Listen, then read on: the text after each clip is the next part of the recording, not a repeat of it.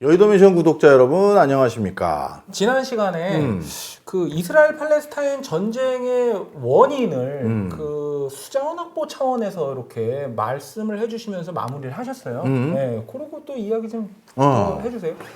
바로 이제 우리가 이제 상식적인 걸 좀 얘기를 하려고 하는데 많은 분들이 내가 어디 오프라인 강의를 하거나 방송에서 자주 나오는 질문이 뭐가 있냐면 교수님 원래 전쟁의 기본적인 포석이 불필요하게 전선을 확대해서는 안 된다는 게 상식 아닙니까? 그렇죠. 네. 일본도 괜히 미국 건드렸다가 잠자는 사자가 아니라 잠자는 공룡을 건드렸죠. 그렇지. 물론 미국이 석유 보급로를 끊었던 게 원인이긴 하지만 그래도 다른 방법을 찾았어야지. 괜히 건드려서 패망의 직접적인 원인이 그거 아니냐. 그렇죠.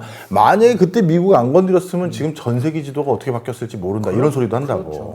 뭐 독일도 독소 전쟁도 맞아. 마찬가지고. 포함된 거고. 그래서 그런 게 상식인데 지금 이스라엘의 행보가 하마스와만 하는 게 아니라 이란도 찔끔찔끔 건드리고 그렇죠. 그리고 이란의 실질적인 행동대장인 헤즈볼라도 이게 전선을 넓혀놓고 이제 후티 반군하고도 또 직접적으로 하고 그럼 스스로 전쟁을 이렇게 많이 만드는 이유가 뭐냐 이렇게 물어보시는 분들이 많아. 저도 그게 좀 의문이에요. 하나하나씩 각계격파하면 안 되는 건가? 그렇지. 그런데 이게 이제 여러 가지 요인이 섞여 있는데 그 중에 하나가 네타냐후의 입장이에요. 네타냐후 많이 등장하네. 네타냐후 엄청 많이 등장하네. 네. 지지난 시간인가 했었던 거 다시 한번 되돌아보자고. 네. 퀴즈 한번 내야겠는데 이게 기억력 네. 얼마나 좋은지. 이스라엘 전체 합계 출산율 얼마? 2.9명. 2.9명. 네. 2.9명이라는 건 이스라엘 인구가 지금도 늘어나고 있다는 거예요. 늘어나고 있는 거죠.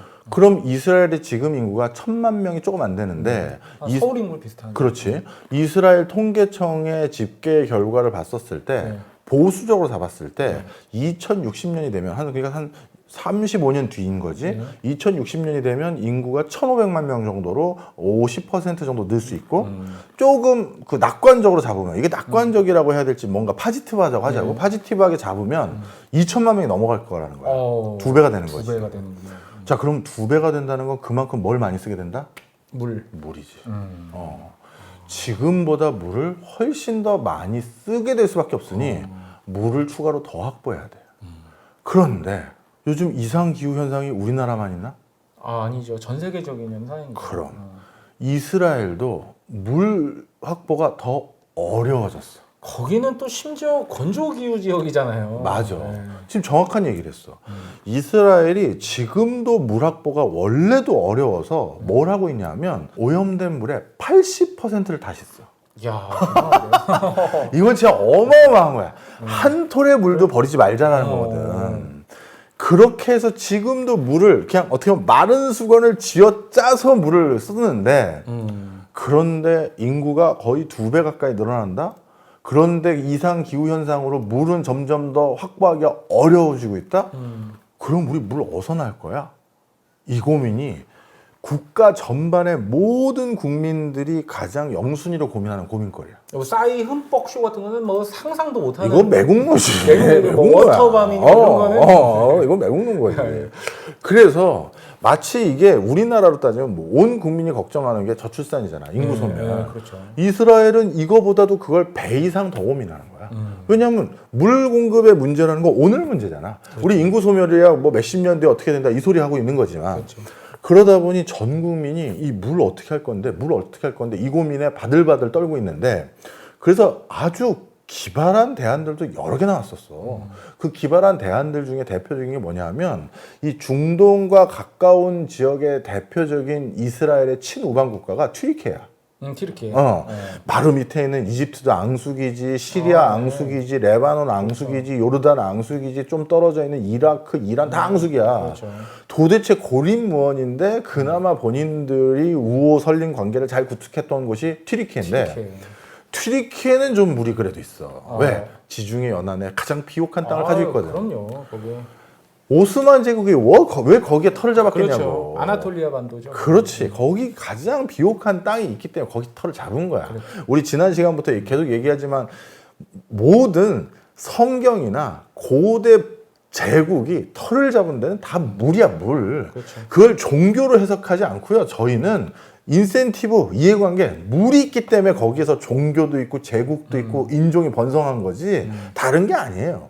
그래서 튀르키예하고 이스라엘이 서로 뭘 하기로 했냐면 튀르키예에 있는 물을 수로로 이스라엘까지 끌어다 쓰는 거에 대해서 양 국가가 합의하고 사업을 하려고 했어요. 담수를 보내준다. 그렇지. 야, 이거 기름이나 천연가스만 파이프로 보내주는 줄 알았더니 그만큼 물이 중요하거든. 그렇구나. 그래서 튀르키예에서 물을 보내주는 걸로 하고 이제 당연히 튀르키예는 그냥 하겠어? 뭐 하겠어? 머니지 머니.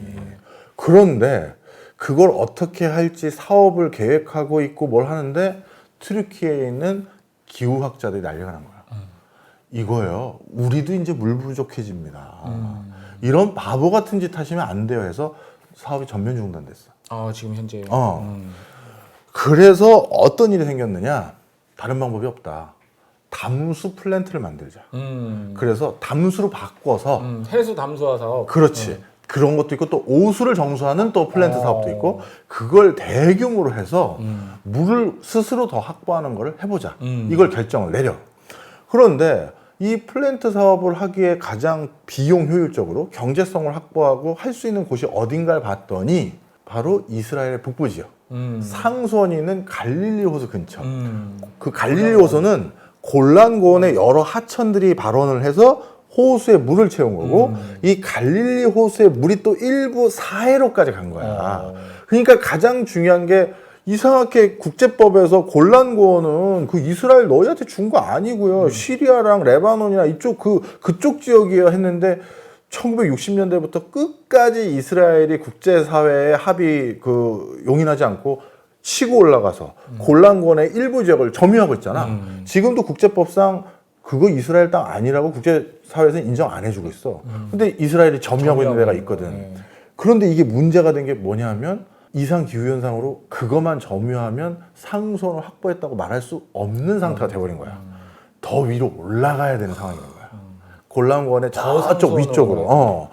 그러니 저기는 헤즈볼라가 딱 잡고 있고 그 다음에 레바논 영토고 그 다음에 또 한 가지 골란고원에서 갈릴리 호수 쪽으로 넘어와서 그걸 기반으로 한 담수 플랜트 물을 저장해 놓으려는 그런 공간이 전부 헤즈볼라와 가장 접경한 레바논 국경 근처에 있잖아. 그렇죠. 그럼 만약에 헤즈볼라 세력이 나중에라도 이거 이스라엘에 결정적인 타격을 입혀야겠다라고 해서 텔아비브 같은 수도라든가 여기까지 미사일을 쏘거나 그러면 아이언돔이 채공 시간이 있으니까 오네 하면서 뚝뚝 쏠 수가 있는데 국경 바로 근처에 있는 담수 플랜트를 폭격하면 이거는 대응하기가 쉽지가 않다고. 이거 뭐 거의 뭐 연천에다가 원자력 발전소 짓는 그런 느낌이네요. 그렇네. 이거는 뭐 그러면 미사일도 아니라 그 뭐야 자주포라고 하나? 네, 뭐 그걸로 해결해도 되겠네. 방사포, 자주포로도 공격이 가능하니까. 그러니까 그러니 이스라엘 국민들은 제일 걱정하는 물 거기에 대한 해법으로 담수 플랜트 하자. 근데 그 위치가 뭐야? 레바논 접경 지역 아니야? 헤즈볼라 얘네들이 껄떡하면 내려오는 데 아니야? 이렇게 된 거야. 그러면 이러다가 걔네가 이 담수 플랜트 전부 다 폭격해서 작살내면 우리 생활용수 확보 안 되고 그렇죠. 산업용수 확보 안 되면 국가 마비되는 거 아니냐? 그리고 또 반대로 그쪽에서 파괴를 안 시키더라도 점유할 수 있잖아요. 점유도 할 수 있고. 다 지어놨는데. 그리고 무서운 시나리오도 많아. 상수원에다가 화학물질 풀면 이거 어떻게 되겠냐. 뭐 하여튼 어마어마한 시나리오가 많거든. 그렇죠. 물 없이는 못 사니까. 그러다 보니 지금 정치적으로 굉장히 수세에 몰려있는 네타냐후는 하마스 제가 발본색원했고요. 확실히 혼내줬고요. 인지도 찾아올 건데요. 가지고는 국민 여론이 안 돌아서는 거야. 그래서 이참에 안 되겠다. 내가 성과를 하나 더 잡아야겠다. 근데 성과로 잡을 게 뭘까 봤더니 헤즈볼라도 하마스랑 같은 세력 아니냐. 이참에 걔네들도 저 북쪽 멀리 쫓아버리고. 그래서 우리의 수건 사업인 담수 플랜트, 안정적인 상수원 확보 이거에 대해서도 제가 해결했어요. 이 지금 어떻게 보면 하마스 사태를 핑계 삼아. 왜냐하면 멀쩡한 헤즈볼라 세력을 먼저 타격하면 국제사회에서 욕먹잖아. 그렇죠. 그리고 실제 그 싸운 이유가 물 때문이다. 이것도 너무 알량해지잖아. 그렇죠. 물 넉넉한 데가 얼마나 있다고. 맞아. 다 부족한데. 그렇지. 그런데 어떻게 보면 하마스가 명분이 돼준 거잖아. 그래서 이 명분을 활용해서 제가 해결할게요. 이걸 하고 있는 거야. 근데 이게 이런 식으로 보도가 안 되는 이유는 국제사회에 이스라엘이 바보야? 저희 사실 물 때문에 싸우는 겁니다. 이걸 누가 얘기하냐고. 그런데 현지에 있는 학자들이나 현지의 정통한 뭐 컨설턴트들은 전부 이 상황을 알고 있지. 하마스가 국민들에게 이번 핑계로 이것까지 제가 챙겨올게요. 이거 하고 있는 거네. 이걸 다 알고 있는 거야. 왜냐하면 갈릴리 호수가 전체 이스라엘의 식수의 30%를 차지하고. 아이고. 예. 자, 그러면 이제 왜 전선이 넓어진지까지는 확실히 이해했지. 그래서 첫 번째 전선이 넓어진 가장 큰 이유는 물 확보다. 그리고 항상 오해하지 마세요. 몇천 년 전에 성지를 다시 확보하기 위한 그 순수 종교적인 열망? 그거 아니고 물레나 물. 전부 종교적인 성지는 물의 발원지와 아주 밀접한 관련이 있다. 그래서 그렇게 이해하시는 게 저희 경제 섹터는 훨씬 많다. 물이 또 인구랑 이어지는 거니까. 그렇지. 자, 그 다음에 그러면 순수 물만 있냐? 아니, 어떻게 전쟁을 수행하는 이유가 딱 하나만 있겠어. 당연히 또 한 가지 진짜 군사적인 이유도 또 하나 있지. 그게 뭐냐 하면 바로 헤즈볼라에 대한 실질적인 와해. 이게 이스라엘 입장에서는 또 중요한 이유가 있어. 자, 우리는 하마스, 후티 반군, 헤즈볼라. 그럼 뭐 다들 그냥 뭐 무장 단체, 무장 세력 이렇게 보잖아. 그런데 헤즈볼라는 후티 반군이랑 하마스하고는 격이 달라. 어떻게 격이 다르냐면 이번에 이제 이스라엘이 암살한 그 미사일 같은 곳에 100발 쐈다며. 그래서 내려가서 나스랄라를 이제 암살을 한 거잖아. 그렇죠. 이 나스랄라리라는 이 헤즈볼라의 지도자는 사실 헤즈볼라를 지난 30년 동안 혼자 통치하면서 반석 위에 올려놨어. 이 반석 위에 올려놨다는 게 뭐냐면 헤즈볼라는 레바논의 거버넌스의 일원이야. 헤즈볼라 소속의 국회의원이 있고 레바논에 장관도 있어. ATA 소총 들고서 이렇게 모인 그런 무장 단체가 아니라니까. 그 정도가 아니고 아니야. 준국가급이네. 그렇지. 그러니까 정당이자 강요이자 그 다음에 일부 군사 조직이자 체계화된. 지방 정권이자. 맞아. 딱 그건 거야. 이거를 이렇게 체계적으로 완전히 체계를 만들어 놓은 사람이 32년 동안 이 헤즈볼라를 통치를 한 바로 나스랄라리야. 이 사람이 이번에 사망한 거잖아. 이거는 네타냐후 입장에선 어떻게 한 거다? 저 가장 우리를 위협할 수 있는 가장 체계적인 조직, 저 조직을 제가 발본색원하겠습니다. 이걸 한 거야. 완전히 와해시키겠다. 그 다음에 나스랄랄이 이렇게 체계화되는데 또 뒤가 누가 있었냐면 이란이야. 그렇죠. 이란이 지난 한 20년 가까이 수십억 달러를 헤즈볼라를 지원해줬어. 그거는 국제사회에서도 알고 있는 거니까. 그래서 무기도 정교화하고 제식 훈련도 제대로 하고 군사적인 직책이라고 하지 이것도 체계화하고 또 정보 활동도 할 수 있게끔 만드는 게 이란은 이스라엘하고 바로 붙어 있지가 않는단 말이야. 그래서 이란이 이스라엘에 가장 붙어 있는 그 나라들 중에 레바논의 거점으로 활동할 수 있는 헤즈볼라 세력을 레바논 강요 사회로 입각까지 시키고 정부의 한 일원으로 만들어주고 나름대로의 군사적 조직체도 이란이 아주 정교하게 만들어준 거거든. 그러니 만약에 이란과의 어떤 분란이 더 심해지면 저 멀리 있는 이란이 위협이 되는 게 아니라 바로 위에 있는 헤즈볼라가 위협이 되는 거야. 그러니 헤즈볼라부터 손을 보는 게 만약에 이란과 전면전을 하려고 한다 하더라도 나는 그렇게 보지 않습니다. 저는. 그렇지만 그렇다 하더라도 헤즈볼라를 손을 보는 게 훨씬 적합한 거고 국민들도 어떻게 보면 우리 좀 멀리 떨어져 있는 태국이 우리나라를 위협한다. 좀 거리감 있잖아. 그렇죠. 그런데 바로 옆에 있는 중국이나 북한이 한다고 하면 위협적이잖아. 위협으로 느끼죠. 바로 그런 거야. 그래서 국민들도 이란 가지고 지금 무슨 뭔 소리 하는 거야. 저 멀리 있는 애들한테. 그게 아니라 바로 위에 있는 가장 위협적인 존재인 헤즈볼라 제가 끝내버리겠습니다. 이 얘기가 이렇게 돌아간 거야. 그런데 이 헤즈볼라는 그럼 진짜 위협적이었느냐? 그 증거가 있어야 되잖아. 그냥 체계만 번듯하게 갖춘 건지 실제 위협을 했는지. 실제 2000년하고 2006년에 이스라엘과 나스랄랄이 이끄는 헤즈볼라가 두 번에 붙었어. 국지전이 있었어요. 있었어.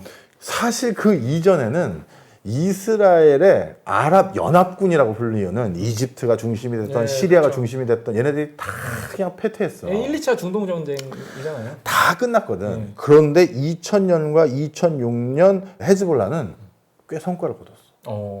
타격을 줬어요. 타격을 줬어. 꽤 심각한 타격을 줬어. 그러다 보니까 중동 내 반서구 어떤 운동가들 사이에서 헤즈볼라와 나스랄라는 영웅이었고. 입지가 굉장히 탄탄해졌겠네요. 그렇지. 그 다음에 이스라엘 입장에서는 야, 헤즈볼라는 만만한 데가 아니구나. 이걸 확실히 느낀 거야. 그런 상황이었는데 바로 그 문제를 어떻게 했다? 바로 이번에 네타냐후가 나스랄라를 암살했고 그 나스랄라의 후계자 사촌이라고 하던데 그 사람도 바로 암살한 걸로 지금 추정이 되지. 이렇게 이스라엘이 스스로 발표했고 그리고 또 한 가지가 더 있어. 조직이라는 건 의사결정이 중요하잖아. 그렇죠. 이 중간 관료에 해당되는 사람들 다 뭘로 죽였어? 삐삐로? 삐삐. 그러니 이란이 지난 30년 동안 하나하나 공들여서 만들어낸 이스라엘을 견제하기 위한 어마어마한 세력인 이 헤즈볼라가 지금 붕괴된 거야. 지도자 없어졌지. 그렇죠. 의사결정의 중간 체계 다 없어졌지. 그렇죠. 그래서 뭐 우리 어떻게 해야 됩니까? 총 들고 있는 애들이 우리 뭐 어디로 가야 되는 거예요? 오다가 안 내려오네. 그런 거야. 그렇게 돼버린 거야. 그래서 네타냐후는 제가 성과 또 얻었잖아요. 이거 하려고 전선을 지금 확보한 거야. 요약하자고. 전선을 넓힌 이유는 두 가지지. 하나는 진짜 위협적인 헤즈볼라 세력을 와해시키는 거예요. 그럼 또 한 가지는 앞서 얘기했던 물. 이 두 가지가 가장 큰 이유였다. 이렇게 보면 돼. 그럼 이제 헤즈볼라하고 뭐랄까 실질적으로 전선을 확대한 것에 대해서는 우리가 어느 정도 이해가 됐잖아. 그런데 레바논 입장에서의 그 또 헤즈볼라 타격에 대해서 좀 설명을 해야 돼요. 그렇죠. 레바논도 복잡해. 레바논도 이게 기독교 세력도 있고 거기 시아파 세력도 있고 원래는 기독교가 다수였잖아요. 그렇지. 그래서 난 레바논 출장도 몇 번 갔었거든. 그런데 그 레바논의 한 시내를 보면 도로가 있어. 우리 종로 3가라고 하자고. 종로 3가에 이 도로를 놓고 서로 총격을 해. 레바논 국민들끼리. 근데 그래서 그때 갑자기 공항에서 전화를 받고 이쪽 시내로 들어오지 마시고 공항 근처 호텔로 바꿔드렸다. 그러니까 거기에 묵으시고 우리가 그 컨퍼런스 콜 하러 글로 가겠다. 글로 거기 오지 마시라고 해서 왜요? 그랬더니 지금 시내에서 총격전이 종로 3가에서 레바논 주민들끼리 서로 총격전을 하고 있다는 거야. 그게 무슨 소리냐 했더니 살벌하네요. 이쪽 그러니까 그 단성사 쪽에는 기독교 세력이 살고 있고 이쪽 그 어디야 그 피카디리 쪽에는 이슬람이 살고 있는 거야. 근데 뭔가 또 싸움이 일어난 거지. 그랬더니 이 자식들 봐라 이렇게 된 거야. 레바논의 이 입각한 여러 가지 그 정당들과 국회의원들도 이 종교적인 백그라운드를 대표하는 대표자들이 들어간 거야. 그 중에 헤즈볼라는 레바논에 사는 시아파의 어떻게 보면 대표성을 가지고 있었던 정치 세력이었던 거지. 시아파 이란하고 또 비슷하네요. 그렇지. 그래서 이란이 헤즈볼라를 지원해 준 거지. 자, 그런데 이 헤즈볼라가 어떤 일을 했었냐면 요즘 이 얘기를 많이 언론에서 안 하더라고. 2005년도에 그 당시 레바논 총리인 하리리를 암살하는 데 주도했어. 어떻게 보면 레바논에 있는 그 당시는 무장 정파에 조금 더 가까운 세력이 어떻게 보면 헤즈볼라였는데 당시 총리를 암살하는데 주도를 한 거야. 그리고 나서 어떻게 됐느냐? 레바논 안에 있는 각종 인프라 사업의 이권 본인들이 독점해 가기 시작해요. 그러니까 돈을 버는 사업도 해. 헤즈볼라는. 공기업도 가지고 있는 거야. 그러니 이 이권 사업도 상당히 독차지하고 그리고 헤즈볼라가 좀 관할하는 여러 지역이나 아니면 본인들은 군사활동도 해야 되니까 그거와 관련돼서 시설 투자가 필요할 거 아니야. 그렇죠. 여기 군부대 조성하고요. 여기 뭐 뚝을 쌓아야 되고 여기 방공을 만들어야 되고 여기에 재정을 너무 많이 쓰는 거야. 아니 근데 이게 레바논에서 일어난 일들이잖아요. 레바논에서 일어난 거야. 그럼 국가가 통제하지 못하는 공기업이라. 왜냐하면 그러니까 시아파의 목이 있잖아. 네, 그러니까 그 시아파 애들의 대변자이고 이건 군사력까지 가지고 있으니까 더 무시를 못하는 거야. 지금 우리나라로 따지면 어떤 특정 정당이라고 얘기하면 좀 모를 거고. 아니 그냥 앞서 이렇게 얘기하면 돼. 우리 이스라엘의 하레디 있잖아. 예. 어떻게 못 하잖아. 예, 그렇죠. 그 종교 세력을 바탕으로 하니까. 그러니까 그거랑 똑같은 일이 일어난 거야, 레바논은. 그러니까 중동의 많은 국가들은 이란은 어떻고요, 레바논은 어떻고요, 이스라엘은 어떻고 이렇게 생각하면 안 돼. 그 안에도 정말 복잡해. 그러니까 헤즈볼라가 레바논은 저건 뭐 우리나라 정식 군대도 아니고 뭐야 이렇게 함부로 못하는 게 한쪽을 대표하고 있거든. 그렇죠. 레바논에 살고 있는 시아파들은 헤즈볼라가 우리 대표 세력인데 얘네들한테 뭐라고 하는 거야? 야 우리 투표로 단죄 이렇게 돼버리는 거야. 자 이해했지 여기까지? 네. 자 그러다 보니 이 헤즈볼라는 레바논의 이권 많이 가져갔지. 옛날 우리 총리 암살하는데 기여했지. 그 다음에 본인들이 재정 막 갖다 쓰지. 사실 레바논 국민들이 시아파 중심의 레바논 국민 말고 나머지 레바논 국민들이 헤즈볼라 싫어하는 사람이 너무 많았어. 아, 그렇겠죠. 제발 헤즈볼라 어떻게 됐으면 좋겠다. 저주하고 싫어하는 사람 많았는데 그 사람들 입장에선 일부는 이스라엘 잘하네. 이 소리를 이스라엘이 같이 기대하는 거야. 그래서 헤즈볼라 세력이 고립무원이 되길 스스로 지금 기대하고 있는 면이 같이 있는 거지. 레바논 내 민심까지도 이렇게 살펴보고서 이제 들어간 계산이라는 거죠. 그렇지. 그래서 그 이스라엘에서 계속 얘기하는 게 뭐야? 우리의 목표는 헤즈볼라를 척결하는 거다. 레바논 주민들은 빨리 이스라엘 남쪽에 접경하고 있는 분들은 다 위로 올라가라. 빨리 가라. 우린 니들하고 처걸질 생각이 없어. 그러면서 자꾸 누굴 원망하게 만드는 거야. 헤즈볼라를. 그래서 헤즈볼라가 결국 레바논 내에서의 입지도 자꾸 위축되고 그러면 이제 우리가 이런 이권 사업 가져간다고 얘기하기도 힘들고 우리 때문에 엄청 피해본 사람 많고 이게 뭐 어떻게 해야 되지? 뭐 폭격 맞고 피난 가야 되고 막 우리 집 놔두고 지금 여기서 뭐 하는 거냐? 때문에? 이렇게 만들려는 포석도 같이 있는 거지. 그래서 이번 전쟁은 굉장히 많은 것들을 정치적으로 해석해야 돼. 이런 것들이 지금 전개되고 있는 상황인데 이때 또 중요하게 가장 문제가 되고 있는 게 또 하나가 있어. 다음 시간.